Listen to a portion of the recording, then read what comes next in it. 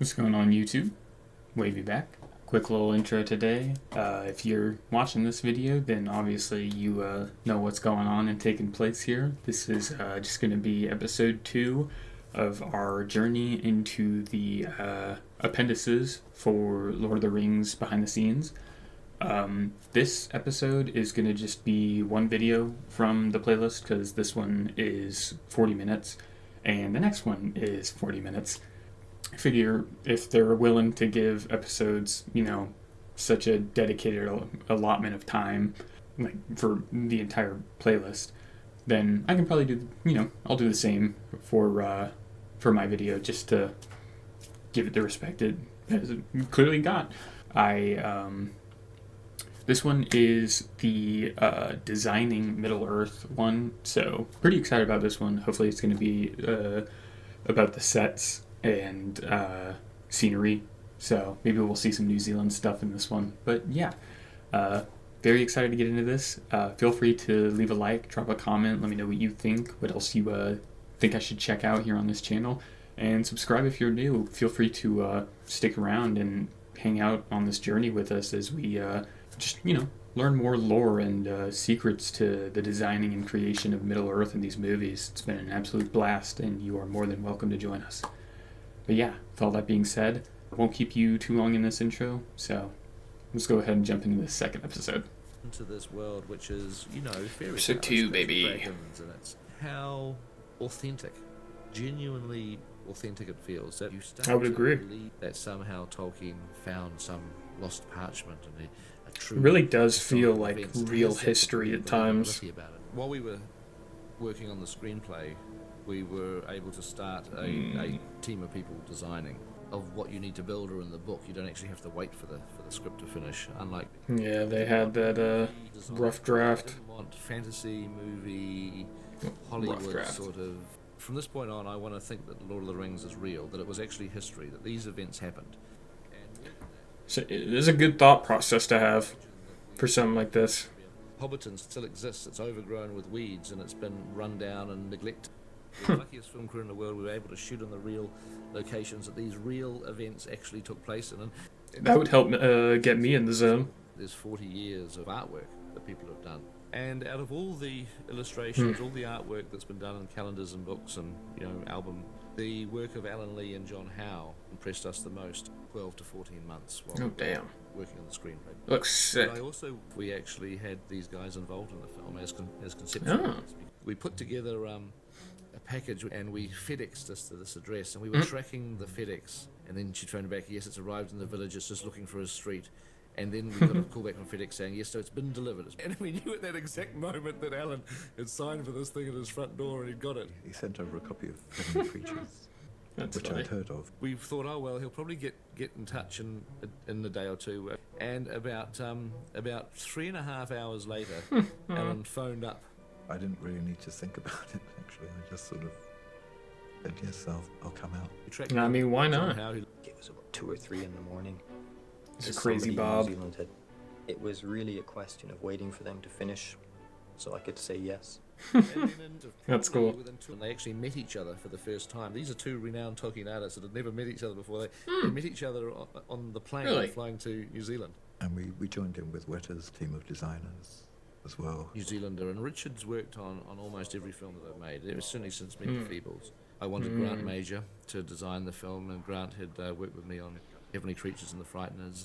I love the consistency he has with his crew. I'd never a large amount of people motivated and able to meet deadlines through a very, very long period of time. Yeah. I wanted the design process was a lot of fun. I would simply go and walk around and talk to them and give them thoughts. And I mean, I think it has a sort of elegance to it. That's cool seeing all those design boards. It was like being in a toy shop, really, and just being able to say, "Oh, I want one of those, and one of those. Let's have 3 of those." That's so cool having so many designs to work with. In the case of the Urukai, a couple of hundred drawings before we got anywhere near what Pete was actually wanting.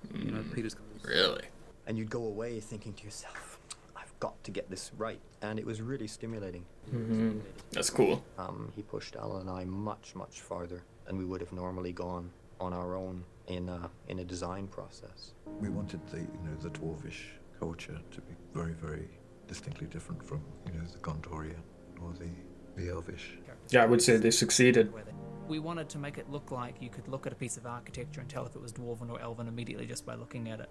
You definitely can. Iconic Especially designs. weapons. It's so that kind of thought went into it, and into establishing very clear and I love that level of graphic detail. styles. Much of Middle-earth was actually constructed by the Numenorians. So the bones of the architecture of Middle-earth were built by a people who are no longer there. Hmm. Going back over thousands God, it's of so years, cool. Which part of the film, whether it's props or costumes, armor.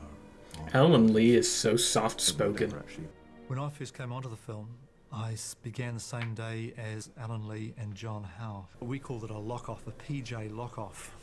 he would say, yes, okay, proceed. Stamp made, which had PJ approved on, because these That's approvals funny. are very, very computer graphic extensions. A lot of it was strategic design. It's cool to see how much of it was actually a set. Around here, there's no doubt.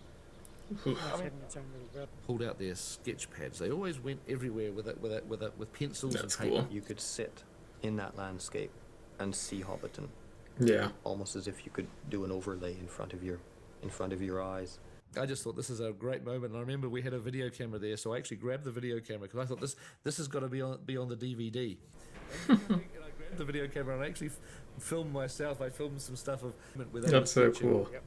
And the final look of the that was a finished set. That was a really good drawing. Later. The style of Hobbiton was first and foremost to be homely. It definitely gives that, So- that homely vibe. That is definitely for sure. I think We talked to Peter and he said, why don't you know Hobbiton? We want Hobbiton to look beautiful. Set It's got director. long grass. It's got to look as though the grass has been there forever. It's got to have fruit trees with fruit on them. It's got to have. It's a big place. How much lead-in time do you think? Well, a year would be good. Okay, yeah, I think we could do a year. And so we Damn. started planning. We've had builders up here, landscapers, and the army in here to build roads. Really? This is the first day Peter's actually going to see it, and it's going to be great because he's either going to like it or he's not. It's always a 50-50 chance, you know? It's sort of overgrown, but are they a few little bushes that are going down there?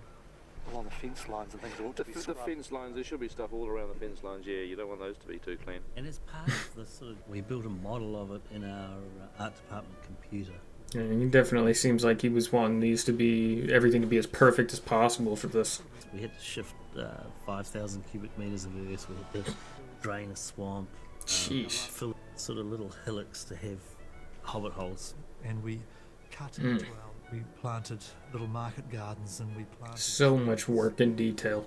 Feel like knocking on the door and popping in for a cup of tea, second breakfast, perhaps. Once all these things had been planted, Hobbiton needed that scale of detail to work well. A good example is the front hall of Bag End, Mhm. because Peter The bag end front hall might be like. And I basically just said, look, this is what I want in the movie. So can you please draw me the rest of Bag End? And he did it, and that was a great thrill of saying, like extend it and do all the other rooms. That's so cool. Bag End is indeed quite massive. Room at the Prancing Pony, Mm. and that's the view from the room. Vernacular English period architecture. We built most of That makes the- sense. So it only exists in one instance as a computer-generated wide shot. Really? So what used to be an old Navy base here in Wellington used one or two existing streets on which to build the set. Really? Buildings all felt as though they were leaning in over you. That's cool. The Gothic edge to Brie. Yeah. Damn. That was creepy. The Weathertop movie actually doesn't quite fit that description, but it's more interesting. And we just thought that a wonderful Weathertop, we just had to put ruins on the top of the hill. Escape vehicle. Oh, it's going to be a long walk. Yeah. Put in with a computer. But when The amount of ruins were travel actually- that was required for these movies is just insane. They're not complete yet. They're going to be more broken down. I've never done this before. And the figure is one of our very talented sculptors. But as a sculptor, the person to be actually attacking them and aging them down. But they're also kind of like a brooding presence that It was a really cool process. about the events that can unfold in this arena. Ooh. That's creepy. Isengard comes directly from an illustration of Alan's, which Peter loved so Really? much he wanted exactly the same. You know, I just wondered how high is it and what's the top of it like? And It is described as being black by Tolkien. Chose a perfect design. So we chose obsidian, volcanic glass, hard, aggressive quality. That's dope. Built up the sort of layers of lacquer, virtually. Dude, that is to give it a an depth, insane so the set pointy piece. edges you could- Feels like it belongs in that one place. That's so cool. It's a really What a cool sensible handle. set. Nice place for a very sophisticated cocktail party. Or How do you define a culture which could be eternal, that could be forever perfecting itself? flowing, graceful lines. There are Very elements elegant. and Celtic design. Yeah, elves are very Celtic tied. With Rivendell, I think I was trying to create a place that I'd want to retire in. This Yeah, I could. environment I agree. I see it. in a beautiful Lost Valley. Shit, Bilbo almost did. The Rivendell exterior sets were built in a small regional park. It's inside out, so the trees grow inside the buildings are built around the trees. It's very much... I love that. Of the woods, and placed every tree, and then just made a small, so that you'd feel that the trees had grown up around these buildings, which have been there for 1,000 years or so. That's so cool. I even thought about sleeping overnight in Frodo's bed, but I don't think the props people would have been quite happy about that. Hey, man. It's for the creative process. They would have forgiven you. Of all these significant events, and in particular, the fall of Barad-dûr. I mean, yeah, his home is like a walking or living history book. This is manifested in a lot of sort of prop detailing. Most of all in Narsel, the broken Yeah. of paintings or frescoes. I love the paintings on the wall. Pieces of artwork, the boats that they arrive They are in, gorgeous.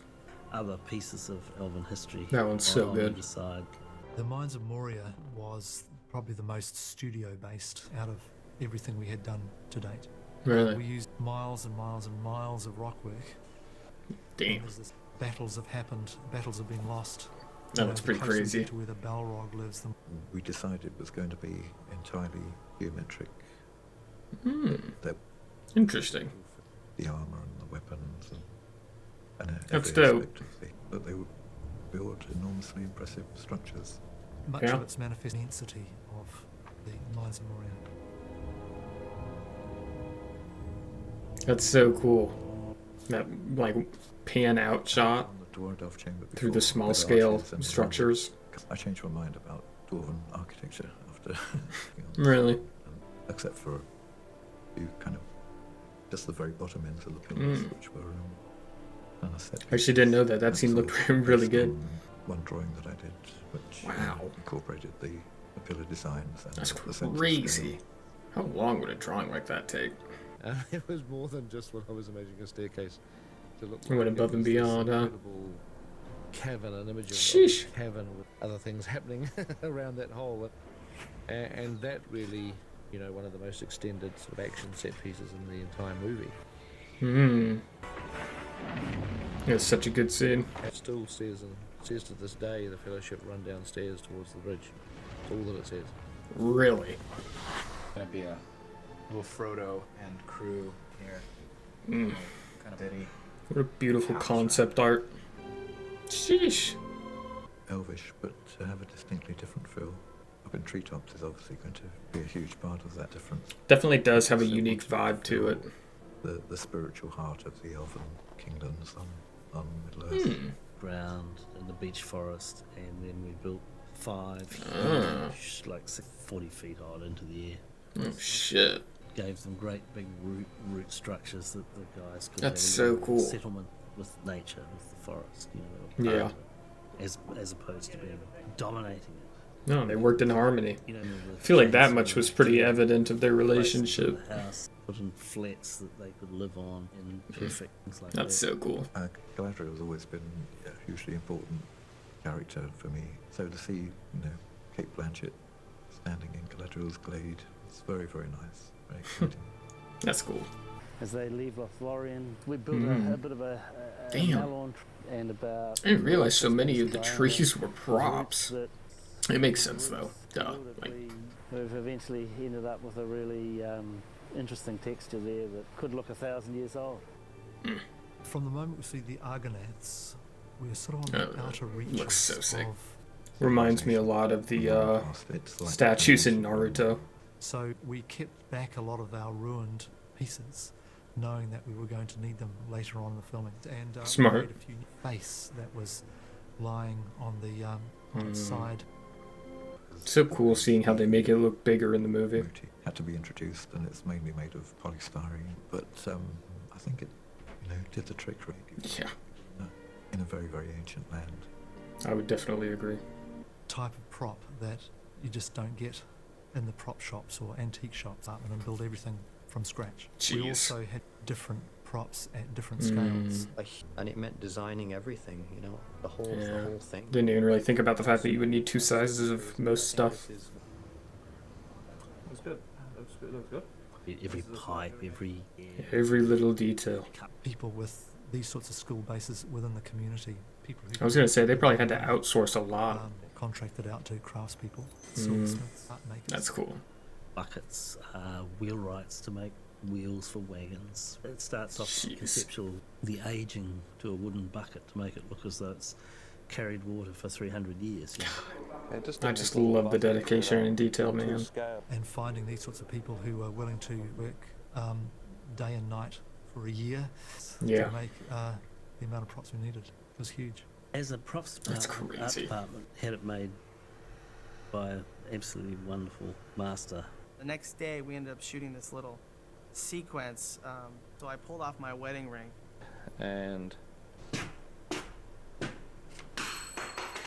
now obviously I'm biased, but I really like the way my wedding ring looks. And just had a nuance that was slightly different from the others. And really? So we to talk about the design of the ring. Interesting. I was going to say, was it more like smooth and rounded? Your labour, and so you've had people who might have been brought on as painters who suddenly find themselves sculpting and, and gardening, pushing wheelbarrows full of gravel. It's a community, collective project. Doing, even if they weren't great Tolkien fans before out of work. I bet they were after. So much more went into making this movie than can ever appear in the movie. I can that tell. Was the aim of a world that you felt had been in existence for hundreds of thousands of years. It's just so impressive. And now it does exist, it does exist somewhere. Yeah. Jeez, man. Alright, ladies and gentlemen, and with that, we have our episode 2 completed. Thank you so much for watching along with me. I hope you enjoyed getting to see all this super cool and fun behind the scenes stuff alongside me. This one was really interesting. I was really locked into this. Just seeing all the different, getting to see the set designs and set pieces was something that I was really looking forward to. So actually getting to see it here is really cool. Seeing all the different shots that they were taking with small scale models and zooming out, and then in a separate shot overlaying that on top of what they seem to have previously shot with the actual actors. It's just all super impressive stuff. All the illustrations that were done by Alan Lee and John Howe were so stunning, and it was so cool to get to see that creative process that they started with and where they ended up at. I can't wait to learn more. I'm genuinely really excited, really loving getting to see all of this. This has been really fun. But yeah, with all that being said, feel free to leave a like, leave a comment, let me know what you thought about this episode, let me know what else you think I should check out. Subscribe if you're new. It's totally free. You can always take it back later if you change your mind. Thank you, and I will see you in episode 3.